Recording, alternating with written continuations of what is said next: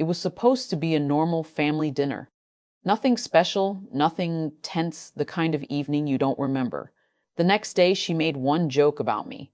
Just one sentence, and everyone laughed. I didn't. And in that exact moment, sitting there with my hands folded near my plate, I understood something that hit harder than betrayal itself. She no longer respected me, and she wasn't even trying to hide it. Before we go any further, if stories about quiet betrayals, subtle moments that change everything, and the kind of truths people only realize too late resonate with you, make sure to subscribe now. These stories aren't about drama for drama's sake. They're about the moments that look small but end entire lives. We were at her parents' house. The long wooden table barely fit everyone. Her father at the head, her mother to his right, my wife across from me, our son coloring with crayons between us, her sister, brother-in-law, a couple of cousins, plates clinking, glasses refilled, someone talking about traffic. It smelled like roast chicken and rosemary.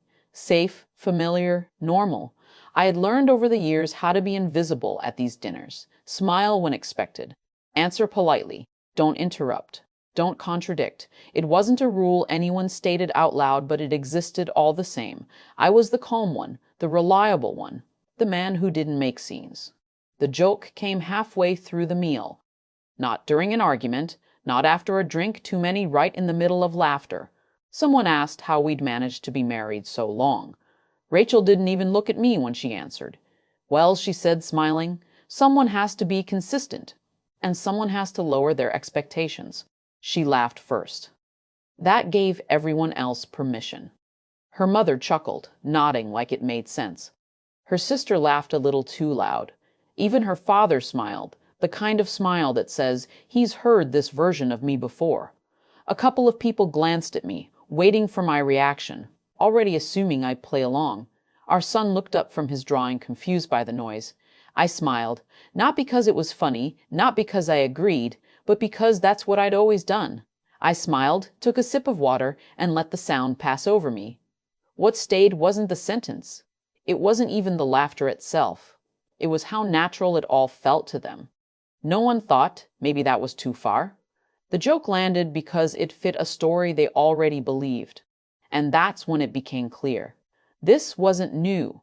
I started noticing things I'd trained myself not to see. How she didn't look at me when she spoke.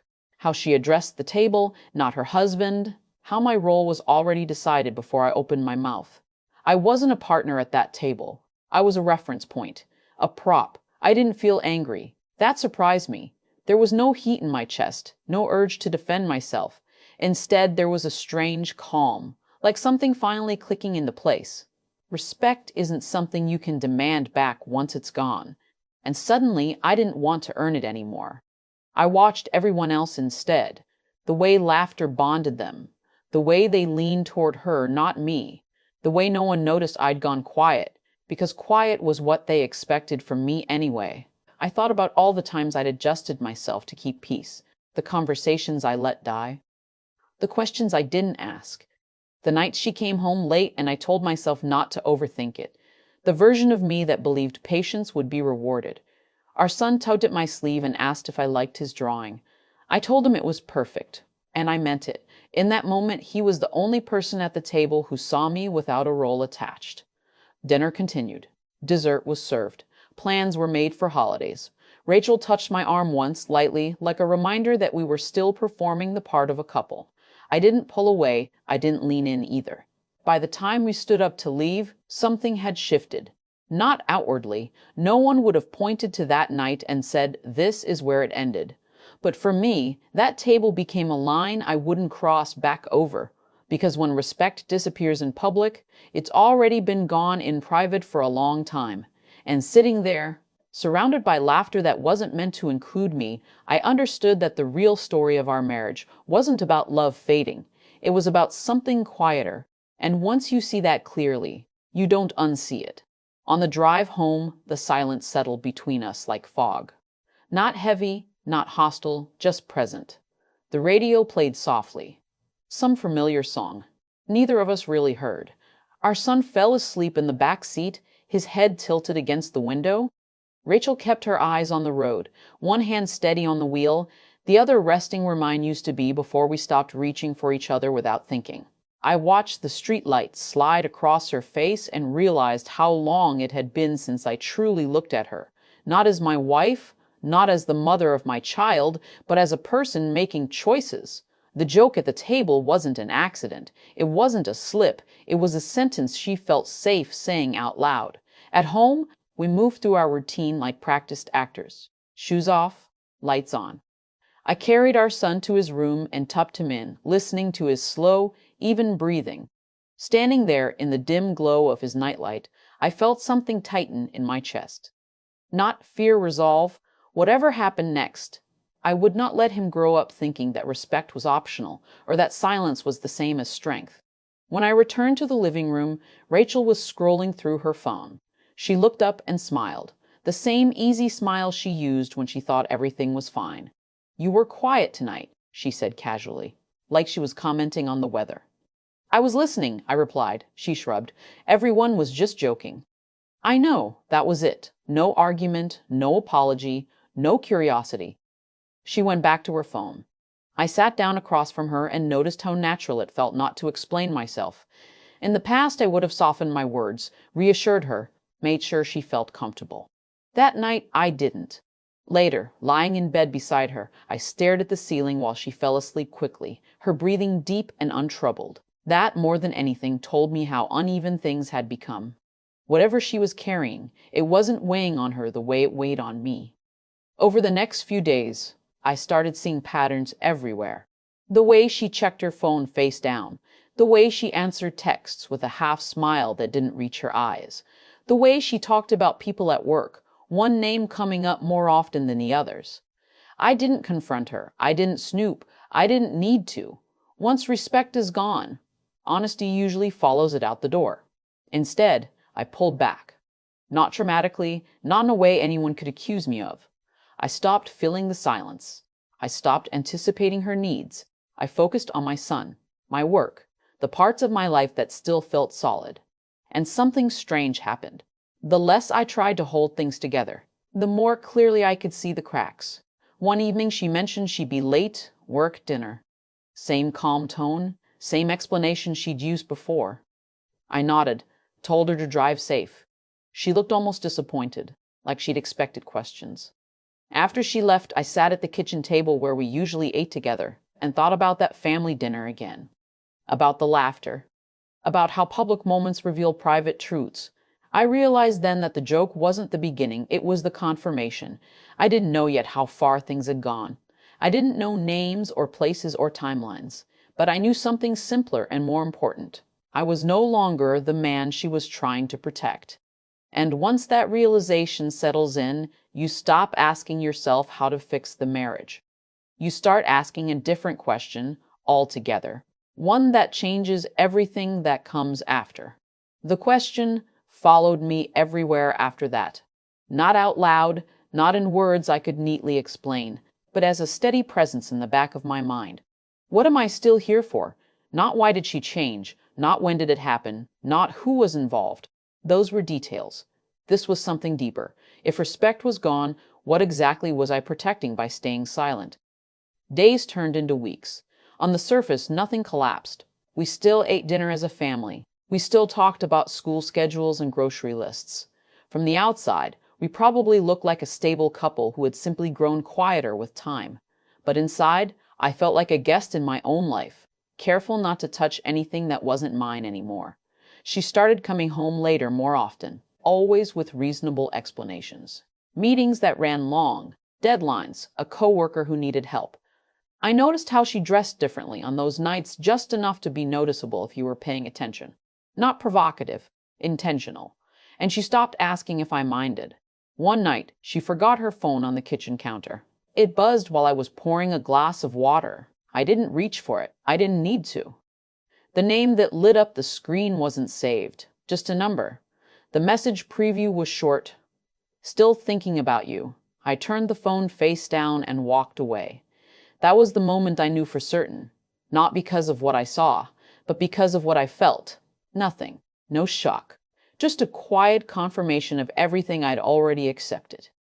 Betrayal, when it comes after disrespect, feels almost predictable. She came home an hour later than usual, kissed my cheek, asked about our son, talked about her day. I listened, really listened, and for the first time, I heard how carefully she avoided saying anything real. That night, after she fell asleep, I sat alone in the dark living room. I thought about the family table again, about how many people had laughed, about how none of them had asked me later if I was okay. Respect doesn't vanish overnight.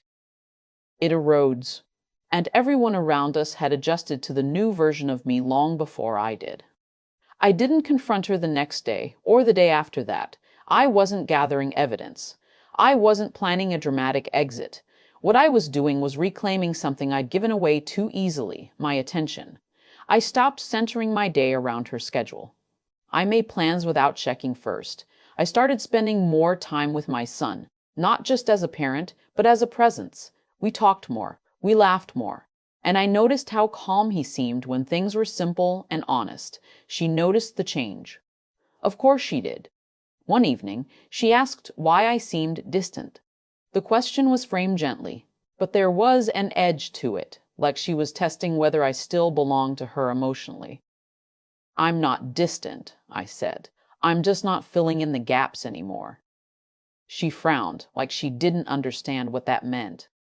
And maybe she didn't. People who benefit from silence rarely recognize it as something they take. A few days later, I saw her at a distance I wasn't supposed to. I had taken our son to the park near my office. We were leaving when I noticed her car across the street, parked in front of a cafe she'd never mentioned. Through the window, I saw her laughing with a man I didn't know, leaning forward, fully present. Not the distracted version of herself I'd grown used to. I didn't stop. I didn't stare. I turned my son's attention toward the ice cream truck at the corner and kept walking. That image stayed with me, though, not because of jealousy, but because of contrast. That was the version of her she no longer brought home. And I understood then that whatever conversation we were avoiding would eventually happen, whether I initiated it or not. The difference was, I was no longer afraid of it, because somewhere between that dinner table and that cafe window, I had already stepped out of the role I was expected to play, and once you stop playing it, the truth doesn't feel like a threat anymore. The conversation happened on an ordinary morning. No raised voices. Our son was already at school. The house was clean, quiet, neutral, like it didn't want to take sides. She was making coffee when I told her we needed to talk. She didn't tense up. That alone told me how safe she felt. She assumed this would be another careful discussion where nothing really changed. I didn't accuse her. I didn't list dates or repeat things I'd seen. I didn't even say his name. I told her something simpler, something she wasn't prepared for. "I don't feel respected in this marriage anymore." She laughed softly at first, the way people do when they think you're exaggerating. Then she saw my face and stopped. I explained the dinner, the joke, the way everyone laughed, the way it landed because it already matched how she saw me. I told her I wasn't angry about that night. I was done pretending it didn't matter. She tried to redirect the conversation, said I was sensitive, said families joke, said I'd always been quiet and people sometimes misread that. Then she said the sentence that ended whatever was left between us. "You used to be stronger than this." That was it. No confession required. No further proof needed. She wasn't sorry. She was disappointed that I had finally noticed. I told her I wasn't asking for explanations. I wasn't interested in fixing what required me to disappear to function. I said I would be moving out and that we would talk about our son calmly, respectfully, without dragging him into our failure. She cried then. Not immediately, not convincingly at first. She asked when I had changed. I told her I hadn't. I had just stopped shrinking. The weeks that followed were quieter than I expected. We told our son together. We agreed on schedules. We were polite, almost friendly. People complimented us on how mature we were being. No one knew the real reason things ended, and I didn't correct them. I moved into a small apartment close to a school.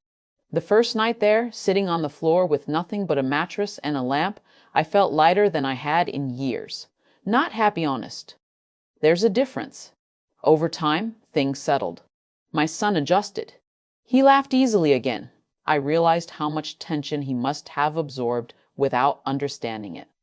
Children don't need perfect parents, they need truthful ones. I heard through others that she was seeing someone, the man from the cafe. It didn't sting the way people expect it to. That chapter had already closed for me long before I walked out the door. Here's what I learned, and this is the part I want you to hear as the author of this story, not just the man who lived it. Betrayal doesn't always begin with another person. It begins when respect leaves the room and no one bothers to invite it back.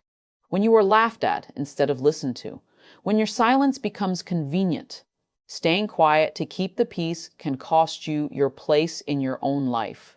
And once that happens, love doesn't save the marriage. Clarity does.